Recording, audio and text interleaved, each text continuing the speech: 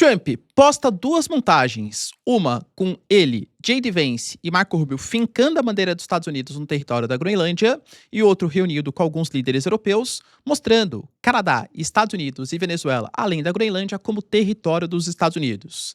E é claro que isso já vem incomodando as lideranças internacionais.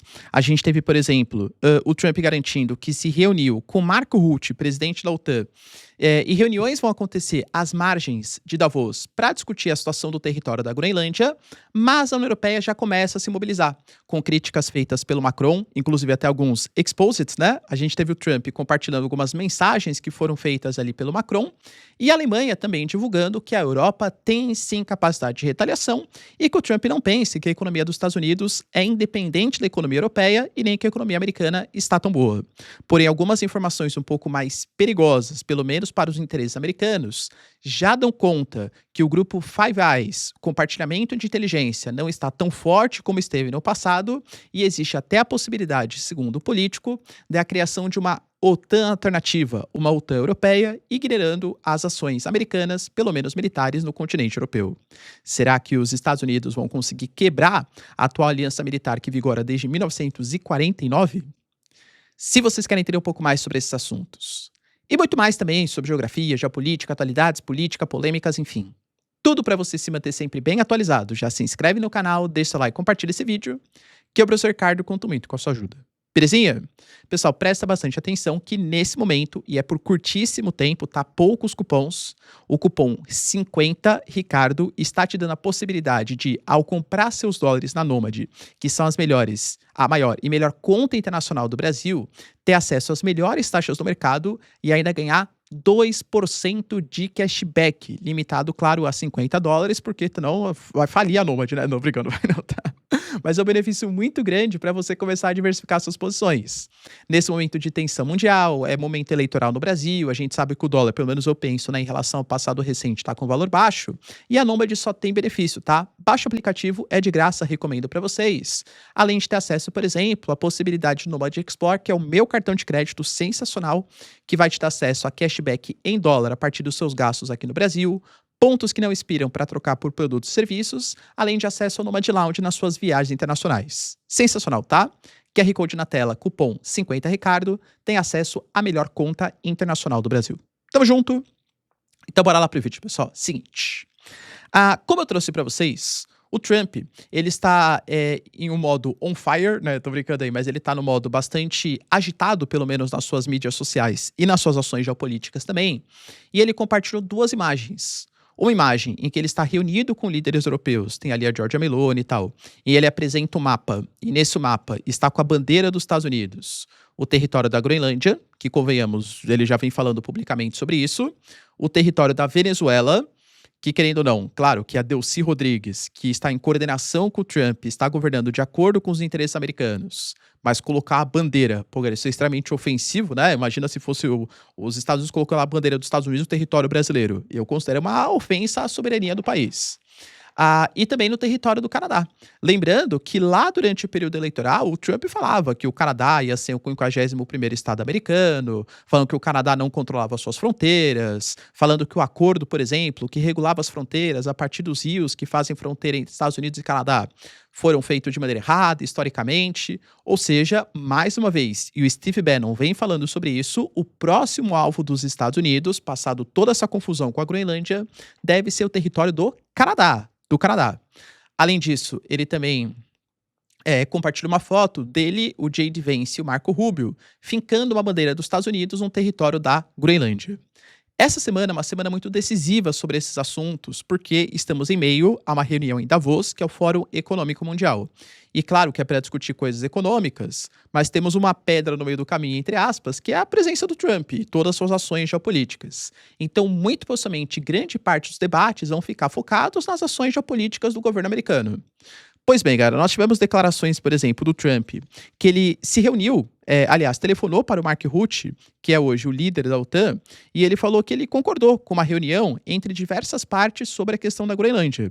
Só que, como ele já deixou claro, a Groenlândia é imprescindível para a segurança nacional e mundial. E hoje os Estados Unidos é a única potência capaz de garantir a paz no mundo, e isso vai ser feito de maneira muito simples. Vai ser feito pela força dos Estados Unidos, que é o único país que coloca medo em China e Rússia. Esse é o argumento do Trump. A Ursula von der Leyen, que é a presidente da Comissão Europeia, também se pronunciou sobre o assunto e alegou que as tarifas entre Estados Unidos e União Europeia são erro, mas que a soberania da Groenlândia é uma coisa inegociável, colocando que quando dois aliados de longa data assinam um acordo, isso tem que dizer algo, tem que dizer alguma coisa. Por que ela está falando isso?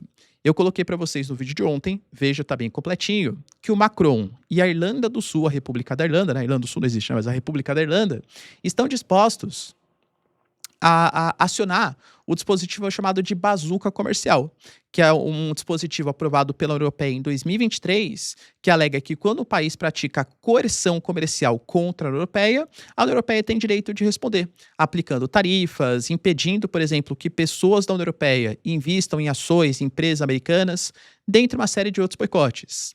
A gente fala de valores que diretamente podem chegar a quase 100 bilhões de euros em curto prazo, mas assim, que indiretamente a gente nem sabe o quanto que vai chegar, porque são valores imensuráveis. A relação entre Estados Unidos e União Europeia é muito grande, né?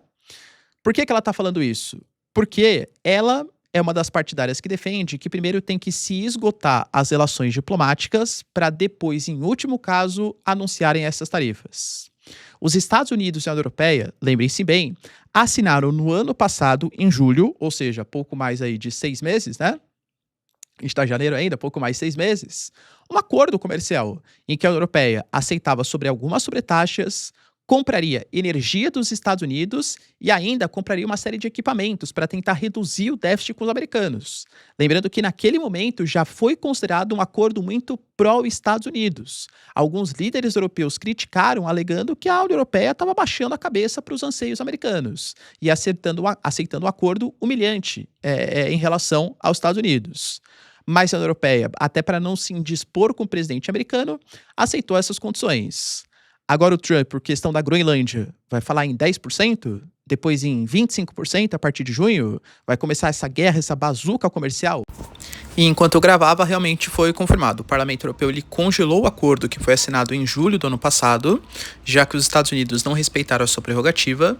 A ideia é que os americanos poderiam sobretaxar em 15% alguns produtos europeus, além dos europeus terem que comprar energia e equipamentos militares, e os americanos agora estão aumentando para além desses 15%, mais 10%, mais 25%, por questões que não são comerciais, questões relacionadas à soberania da Europa. Por isso há um congelamento e a Europa começa sim a dar uma resposta.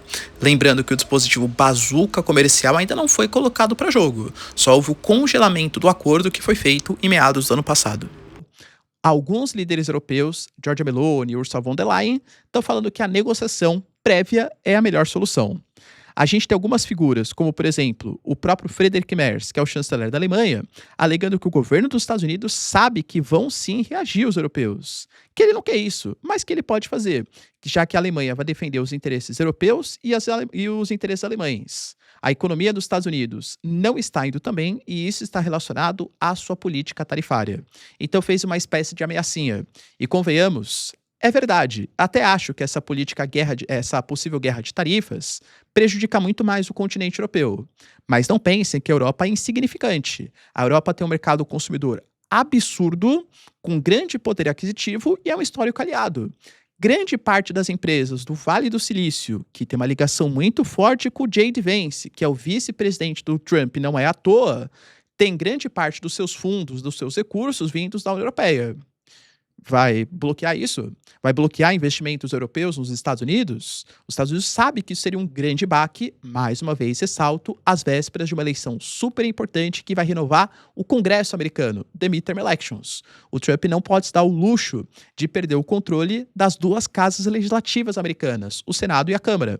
Os europeus vão ter que saber jogar com isso. O Macron está buscando negociação. O Macron, ao mesmo tempo que fala da bazuca comercial, o Trump foi lá, nem sei se poderia fazer isso, né, mas fez um Exposed, né, do Macron. Compartilhou algumas mensagens que foram trocadas, aparentemente uma mensagem de aplicativos, né, um aplicativo ali de mensagens, aliás, com o Macron colocando. Fala assim: "Meu amigo, estamos em linha com a Síria", porque a gente sabe que o Al-Jolani na Síria está enfrentando alguns problemas, principalmente em relação aos curdos, agindo de maneira violenta contra os curdos, expulsando de alguns bairros locais, sendo que a União Europeia e os Estados Unidos têm algumas ligações com os curdos que foram importantes na luta contra o ISIS, é fato, e teoricamente o Al-Jolani ele tinha se comprometido a manter uma estabilidade independente das questões étnicas locais. Então ele estaria descumprindo o acordo que ele fez com a União Europeia e com os Estados Unidos, que foram organizações ou países que apoiaram a queda do Bashar al-Assad e a ascensão do HTS, antiga frente al-Nusra, uma dissidência da Al-Qaeda, mas que prometeu ser mais moderada nesse momento. Mas o Macron falou que está em compasso ali, né, com o presidente americano a respeito da Síria e falou que pode fazer grandes acordos com o Irã. Só que ele não entende o que o Trump está fazendo com a Groenlândia. Vamos tentar construir coisas. Ele falou, por exemplo, que quer ajeitar uma reunião do G7, que seria sediado na França, e que ele ia convidar a Dinamarca, a Ucrânia, a Rússia para fazerem parte dessa organização, ou dessa reunião, né, às margens ali da reunião. Olha, galera, proposta ousada aí, né? Mas enfim, falou que vai tentar organizar isso e também falou de um jantar, que antes dele voltar para os Estados Unidos, pô, vamos jantar, tentar discutir, aparar um pouco as arestas, para não chegarmos às vias de fato em relação à Groenlândia. Mas eu já trouxe para vocês, eu não vejo o presidente dos Estados Unidos muito disposto a negociar com os europeus. Cara, negociar é você fazer uma retórica um pouco mais agressiva, você joga um pouco para conquistar ali o meio termo e tal. O Trump tá indo pelas vias militares, aplicando taxas, tarifas. Isso não é negociação, né? Isso é uma imposição feita pelos presidentes dos Estados Unidos e pode, se a Europa ficar querendo negociar muito, discutir muito, ser realmente um sinal de fraqueza, que é a grande crítica feita pelo presidente dos Estados Unidos.